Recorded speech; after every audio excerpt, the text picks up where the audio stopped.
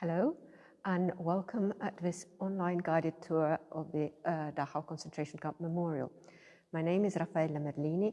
My colleague Luisa Ferrero is doing the filming for us today, and Carolina Wirth is supporting us at the computer.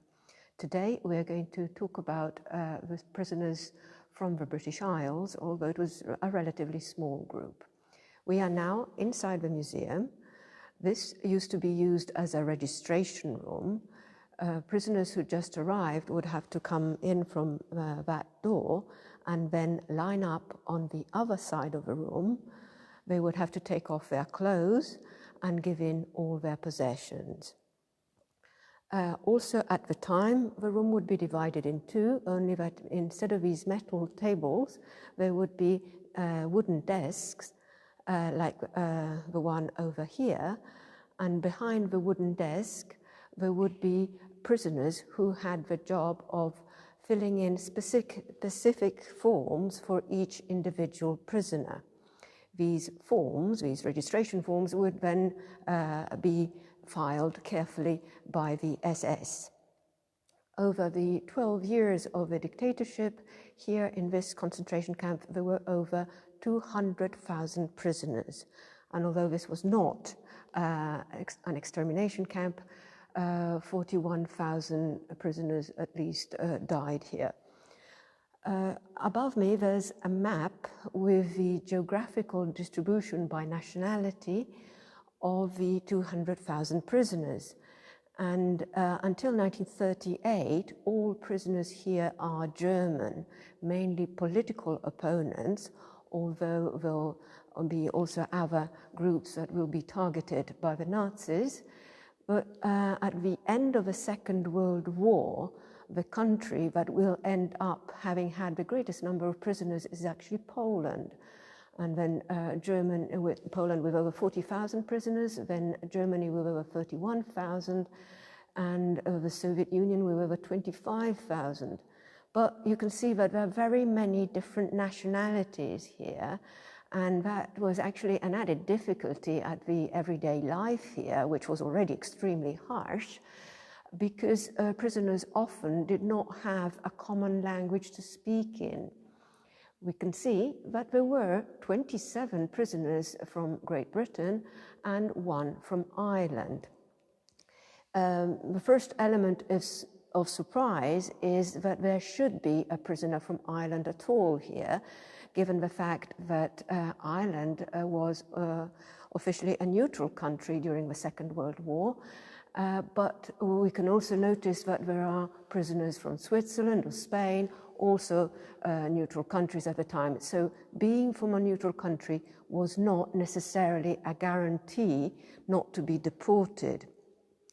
Some English papers and Irish papers have reported the one Irish prisoner here as being Colonel John McGrath. He was Irish and he was here at the Dachau concentration camp. In fact, he had been part of the British Army already during the First World War. After the war, he had worked as a manager of one of the first cinemas in Dublin and then in Cork. Then when the Second World War started, he joined the British Army again, but he was one of those who did not manage to get back to England from Dunkirk in May 1940, and he was captured by the German troops. The German troops separated Irish prisoners from other prisoners of war and treated them quite well because they were trying to persuade them to change sides and join the German army. And John McGrath initially pretends to go along with this offer, but it is just to be able to speak more freely to the other Irish prisoners and, on the contrary, convince them not to take up the offer to join the German army. But John McGrath was actually never registered here. We will talk about him later on as well, and because he was brought here on February 1943, but he was never registered, and we'll talk about him later on again and explain why he was not registered. The one prisoner who was registered here is Kasimir Sarnieki.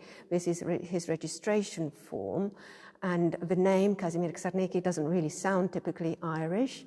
We can see that he was registered as a Schutzhäftling, which meant protective custody prisoner, and this was a euphemism used by the Nazis to refer to extra-legal incarceration, particularly of political prisoners.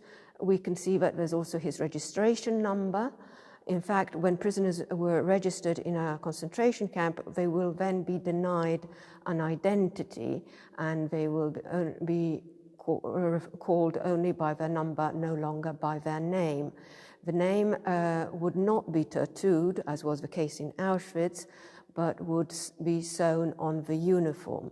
We can see also his date of birth, 23rd of March 1923, so he was very young at the time, in his early 20s. His profession is reported to be Autoschlosser, mechanic, and his place of birth is Eisenhofen Island.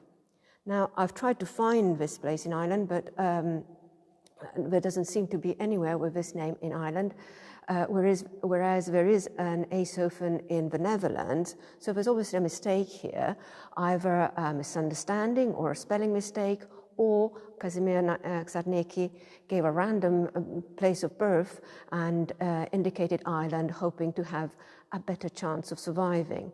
You can see that the rest of the registration form is totally blank. No information, or no physical description, no information about his family, or details of his arrest.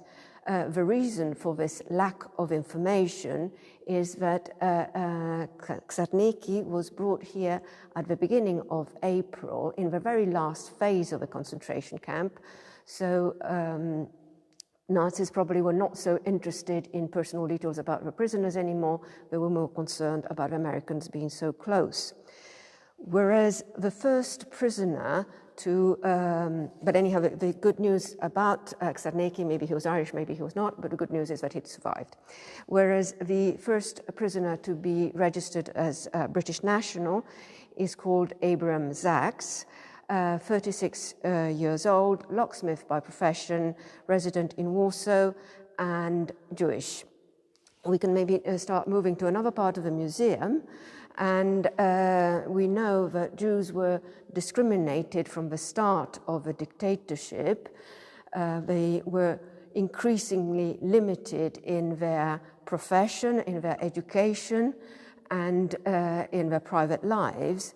The response at an international level towards this discrimination was of voicing disapproval, but no substantial action was taken.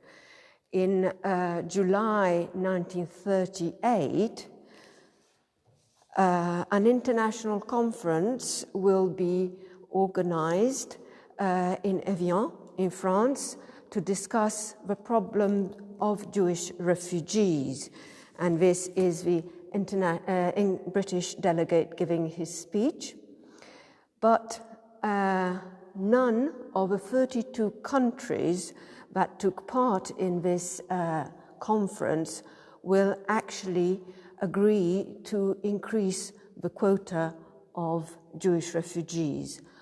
As soon as the Second World War breaks out, discrimination will turn into persecution, and as from January 1942, the Nazis will have finalized their plan for systematic and industrial genocide. We are now in a big room, which at the time used to be used as a shower room. In fact, you can see in this photograph taken after liberation that on my right there would have been the shower heads.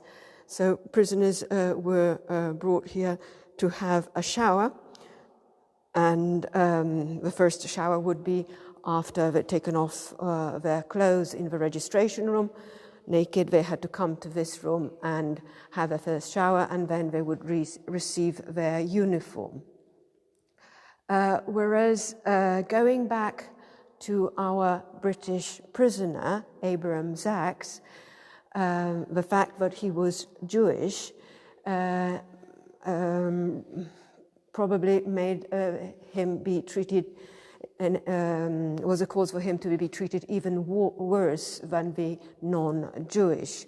He was brought here in September 1941, but we know that already on the 3rd of March 1942, he was transferred to Schloss Hartheim, which is in Austria, not very far from here. And Schloss Hartheim was a castle in near Linz in Austria, and it had been used for the care of the disabled. Here we see Schloss Hartheim in those two photos, and you can see it also in this photograph in color. And it had been used for the care of the disabled, but then it was included in the so-called euthanasia program, which was a secret operation according to which all those citizens, also children, who were affected by some sort of physical or mental disability would be secretly murdered, either with lethal injections or in gas chambers. And in 1940, a gas chamber was set up in Schloss Hartheim. It was to be a secret operation, so relatives of the victims would receive false death certificates with totally fake causes of death. But still rumors started to circulate about this systematic murder of the disabled. So the relatives of the victims and members of the church started voicing their outrage and horror.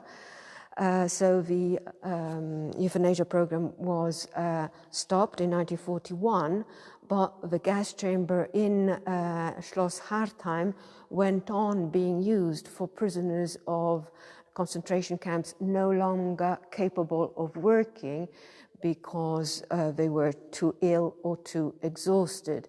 These were the doctors that actually operated the gas chamber, and we can see that a total of 2,524 prisoners were brought from Dachau to Schloss Hartheim. So although we have the death certificate certifying that Abram Zax died on the 11th of April 1942 of cardiovascular failure due to intestinal inflammation, yet we know that he was one of the 97 prisoners who were brought to Schloss Hartheim on the 3rd of March 1942 and murdered there. We can now move to another part of the museum. At the beginning of the Second World War, the German troops are very successful, and they manage to occupy one country after the other, often in the space of just a few weeks. In 1940, they try to defeat also Great Britain, but do not succeed. They'll put this objective on hold, and in the meantime, they want to take control of the Soviet Union. And so in June 1941, they invade the Soviet Union with the Operation Barbarossa. Again, they think it's going to be a blitzkrieg, a quick war, but in a few months they will have defeated the Soviets, whereas they get stranded in the Russian winter, in the Russian snow, and get a huge, very symbolic defeat in Stalingrad. So at that point, German troops have to start retreating. And also the Red Army was advancing, and so they have to evacuate many of the concentration camps that had been set up in Eastern Europe, and bringing thousands of prisoners, often in dreadful death marches towards the west, and also many will be brought here to Dachau, and the consequences of the overcrowding will be of even greater deterioration of the material conditions here in the concentration camp of Dachau. Here we have a map of Europe in November 1942, and we can see that the yellow countries are all the neutral countries. The blue countries are the countries actually fighting the Nazis. The black area is the so-called Third Reich, whereas the grey areas are all the Allies or areas occupied by the Nazis. The only part of Britain that the Nazis had managed to take over in 1940 were the Channel Islands. And Kingston George Bailey was a policeman on the island of Guernsey, and his wife and daughter had managed to evacuate to England just before the Germans arrived. So he decides with his colleagues to do all he can to annoy the Germans. In fact, as a policeman, he had more freedom of action. He could, for instance, also be out after curfew. So he cuts telephone wires, he puts sand in the petrol tanks of the German cars, and he paints Viva Victory around the island. Then in March 1942, he tries to break into a food storage, a German food storage, because there were shortages of supply on the island, so people were going hungry. So he wanted to get some food to give to the population, but he is caught by some German soldiers. He will be sentenced by the Germans, but sadly also by the royal court, and then sent to prisons in France and Germany. In December 1944, he is brought here to Dachau, and here is how he remembers the first night in a barrack in the Dachau concentration camp. As far as I could see into the room, I could see one continual line of half-starved, glaring faces, each one with a head shaven bare, making the face seem even more terrible. The air stank. The noise of the countless voices in various languages was dreadful. The whole place seemed like an overcrowded lunatic asylum. We had to sleep 5 men to 2 beds, having 2 blankets for the 5. The mattresses were in a shocking condition, mostly having straw dust as filling and swarming with lice and fleas. I cannot describe how I felt that first night in Dachau. Sleep was impossible. I could not get warm, and I could feel the bites of the fleas and lice. I was glad when morning came to be able to get away from the filthy bed. Luckily, Kingston George Bailey will then be transferred to another camp in Laufen, which had slightly better conditions, and he will then be liberated by the Americans. In August 1943, a submarine was sank in the Mediterranean, and the crew was captured by the Italian military, and the 2 Scotsmen, Andrew Robertson and William Holt, will be detained in the prison of Perugia. Then on the 8th of September 1943, Italy will sign an armistice with the Allies, and then so the Italian military will release all the prisoners of war, including Robertson and Holt, but unfortunately the 2 of them will head north. But after the armistice, the Nazis had taken control over northern and central Europe, so they will be caught by the German troops and put on a train where they meet also Sergeant Evan Edwards, and the 3 of them will be brought here to Dachau. Robertson and Holt will also be sent on to the concentration camp of Buchenwald for a few months, and there William Holt will be very badly beaten up. He had been standing with his hands in his pockets just because he was cold, and for this offense he will be so badly beaten up that he'll never recover. The two of them will be then brought back to Dachau, but unfortunately William Holt will die in the subcamp of Uttendorf on the 1st of March 1944. Whereas Robertson and Edwards will be liberated by the Americans, and actually Andrew Robertson will testify at the Dachau trials. We can now move on to another part of the museum and talk about another group of prisoners. Hitler had decided that all those people who'd been accused of being part of a resistance in all the occupied countries like France, Belgium and the Netherlands should just disappear into thin air. Their family and friends should have no idea of what had happened to them, just as a way of intimidating the population even more. And these prisoners would have NN on their registration form that stood for Nacht und Nebel, night and fog.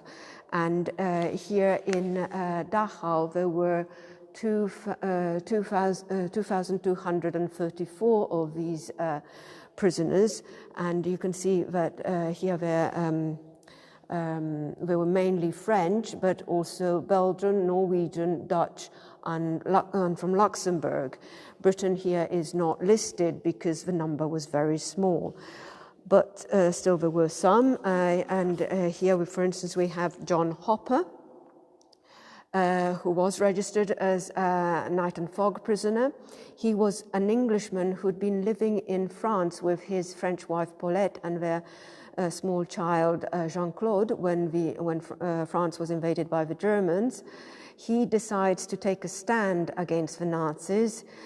He was not part of the British Secret Services, not part of a bigger resistance group.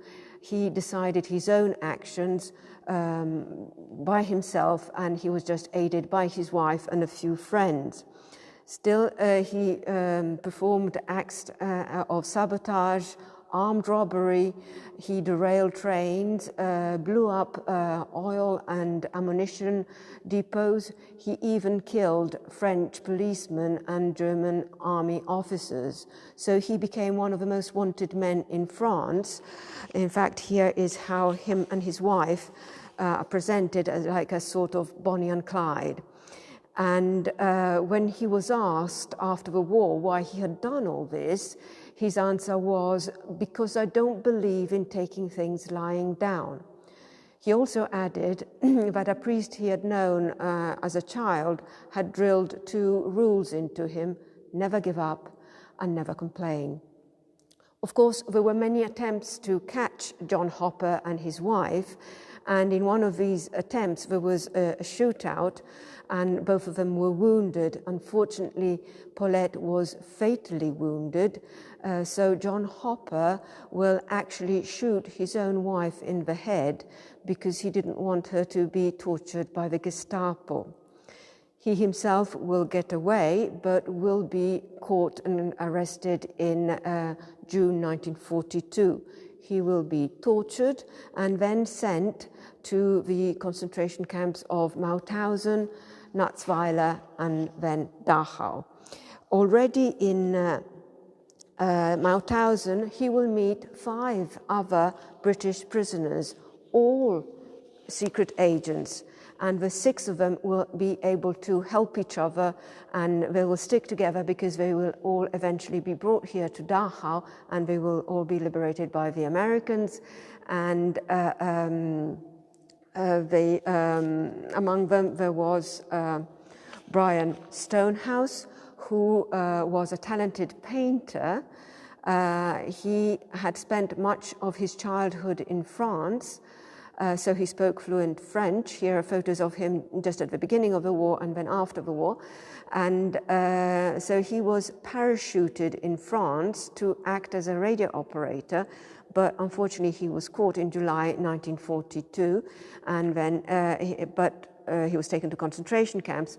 But his artistic skill will help him make life a little less unbearable for himself and his friends, because he would sketch portraits of the family members of the guards and so get better conditions. And this is a self-portrait he did of himself here in Dachau. The most charismatic member of this group of 6 was Patrick O'Leary. John Hopper will describe him as the bravest man he'd ever met after the war. And this is how John Hopper remembers their first meeting, the first time he met Patrick O'Leary. They were both standing for the roll call. An SS man shouted at the man standing next to me, "You, English officer, do you know what you English did last night to Saarbrücken? You English gentlemen, you English swine. You killed our women and our children. You burned our city. What do you call this, English officer?" The man replied quietly in a gentlemanly tone, "I call it konventrieren."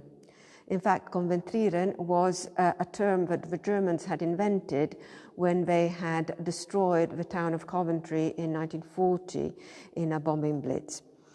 John Hopper will also say that the prisoner got the worst beating after this, after having said this, and he got the worst beating that he'd ever seen anyone undergo and survive. This is a portrait that Brian Stonehouse did of Pat O'Leary, and his real name was actually Albert Geris. He was a Belgian doctor who had joined the Belgian army and had fled from Dunkirk to England. And in England, he had joined the British Army, but taken up a different identity because he didn't want his family to have consequences should he be caught. And so he chose the name Patrick O'Leary because that was the name of a friend of his, and he presented himself as being of Canadian origin, because that way he justified his not quite British accent in English and not quite French accent in French. Albert Geris, or Patrick O'Leary, was very active in helping the French resistance in the south of France. And his most significant achievement was running an escape line for all those people, British or Allied, who had been stranded in France, Belgium, or the Netherlands. And so these people would be given food, shelter, and accompanied to Marseille, from Marseille into Spain, then to Gibraltar, and then finally to England.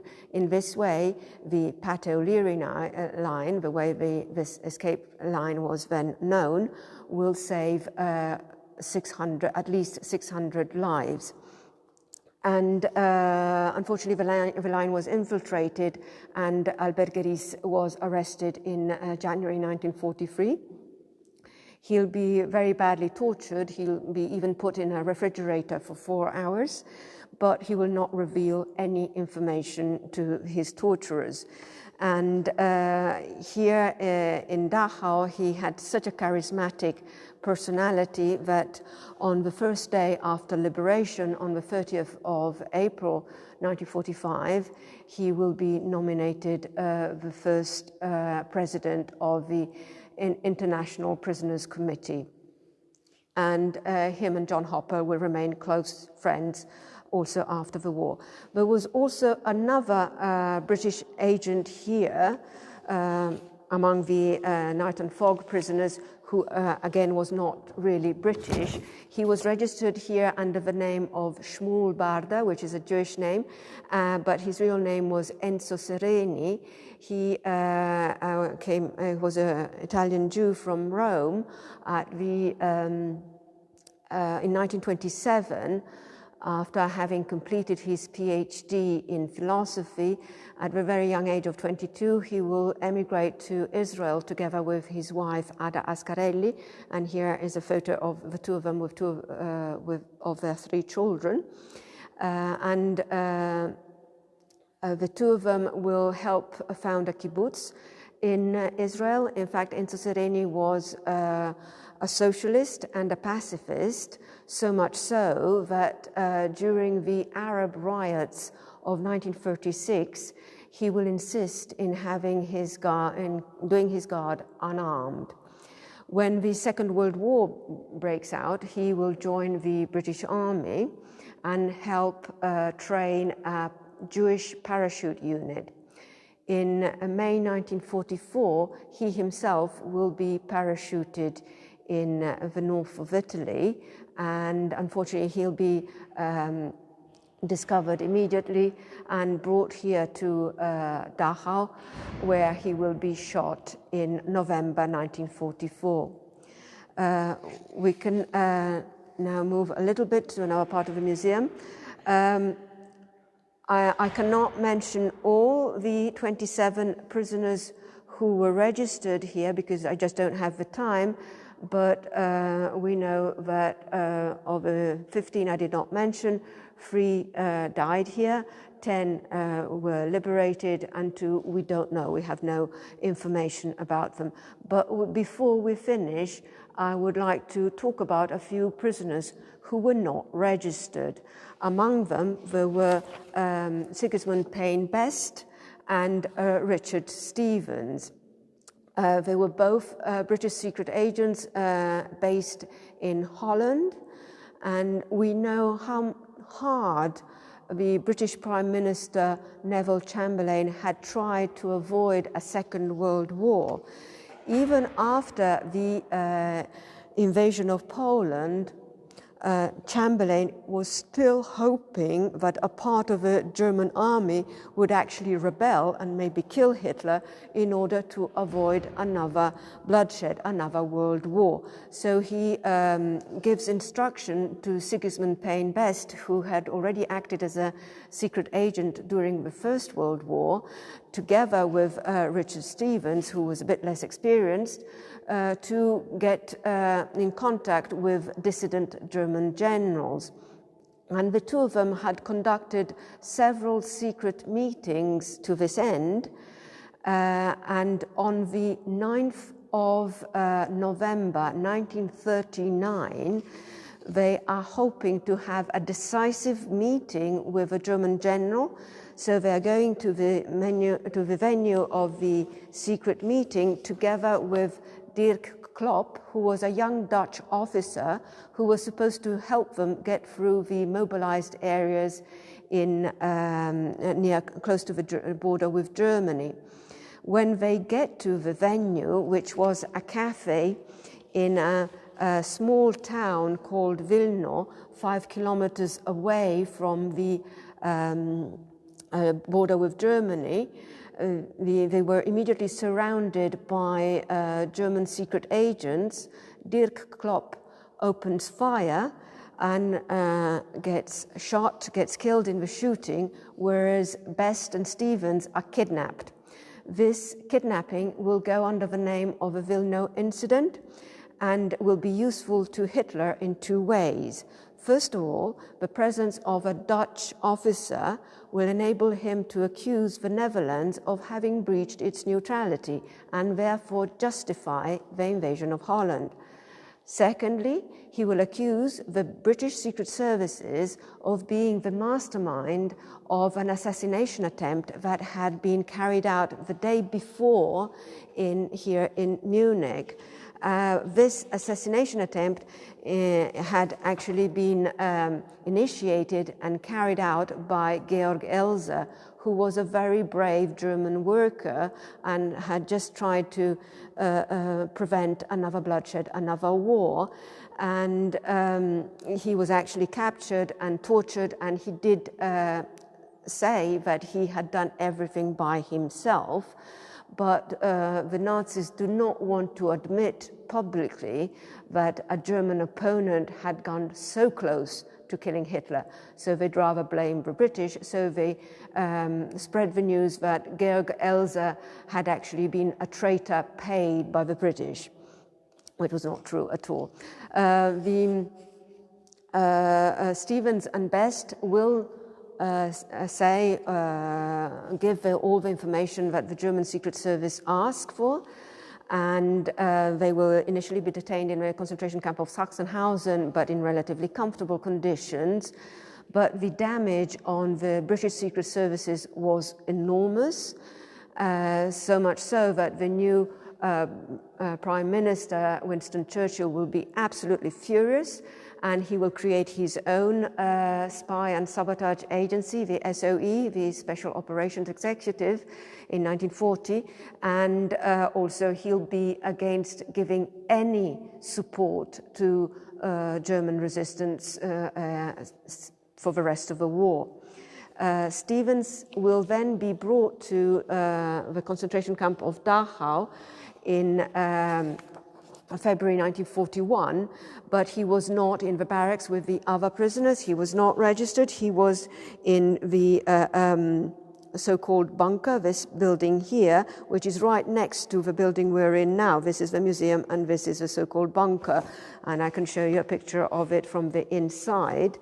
And you can see that in this building there were many cells, and certain prisoners would be locked up in these cells for different purposes.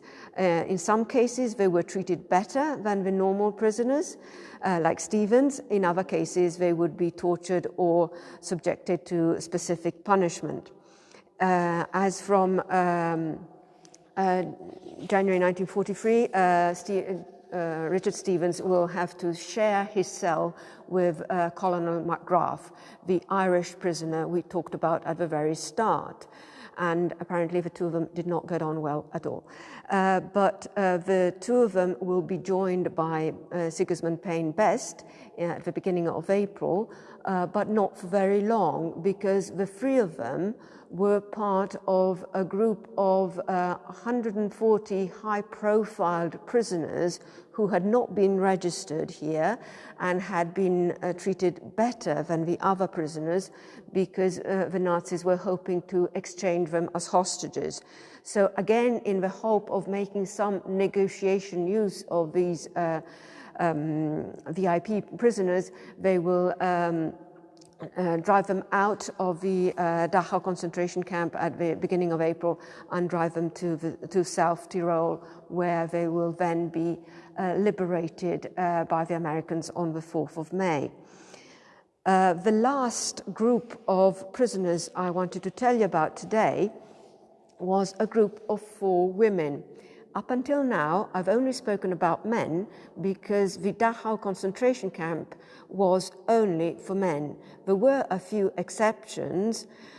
In fact, our colleague Martina Henrici, a few weeks ago in her online guided tour, told us about a brothel that operated here in the Dachau concentration camp, and also there were subsidiary camps for women. Dachau had 140 subsidiary camps, and some of them were for women. And in the last phase of the war, there was an infirmary for the women from these camps inside the Dachau concentration camp. So these 4 women were also exception. They were SOE agents. They were also not registered, not this time, not because they were VIP, but because they were meant not to stay here very long at all.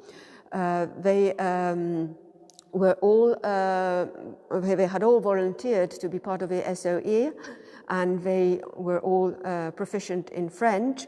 In fact, Elaine Pluman was half Spanish, half English, and had lived in France, Spain, and England.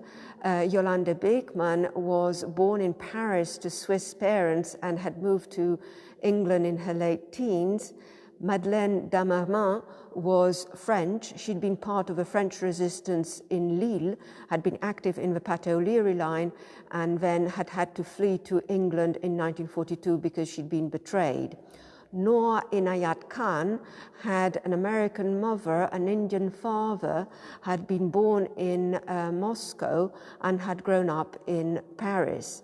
With her family, she fled to England just before the Nazis invaded France. In England, actually, she will have to face discrimination and change her name to Nora Baker, adopting her mother's surname, so to appear a bit less Indian.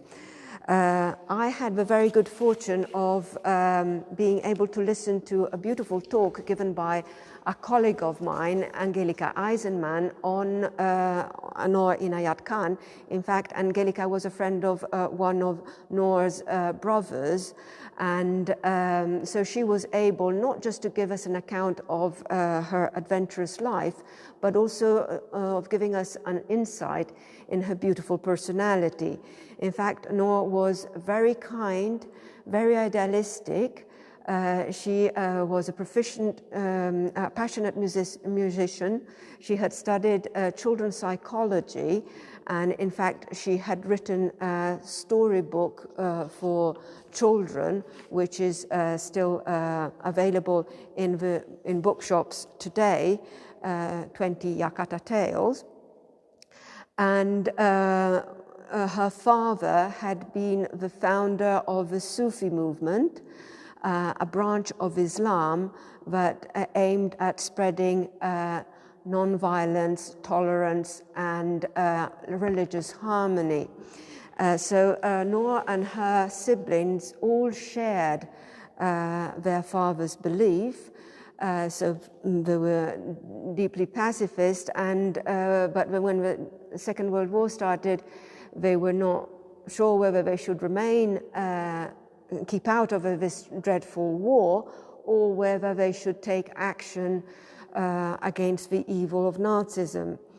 Noor will then train as an SOE agent, and then she will go to Paris, where she acts as a radio operator, keeping the French resistance in touch with the SOE offices in London. Unfortunately, she will be betrayed and arrested at the end of June 1942. She will be detained in Paris. Twice she tries to escape, and after the second attempt, she will be threatened to taken to a German concentration camp if she does not promise never to try and escape again. She will not promise, and so she will be transferred to a German prison in Pforzheim, where she was chained in solitary confinement for 8 months. She will be beaten, she will be tortured, but she will not give her torturers any information. On the 11th of September 1944, she will be taken to the prison in Karlsruhe, where she will meet up with 3 other agents. There, the 4 of them will be sentenced to death, although they're not informed about the death sentence. The next day, they will be put on a train, direction Munich, and then Dachau. The Gestapo men will just tell them that they are going to a concentration camp where they're going to do some agricultural work. They will arrive here at the concentration camp shortly after midnight, and just a few hours later, in the early morning, they'll be taken to the crematorium here, and they will be informed of their sentence and shot. This is the plaque that is now hanging in the crematorium area in memory of the 4 brave ladies.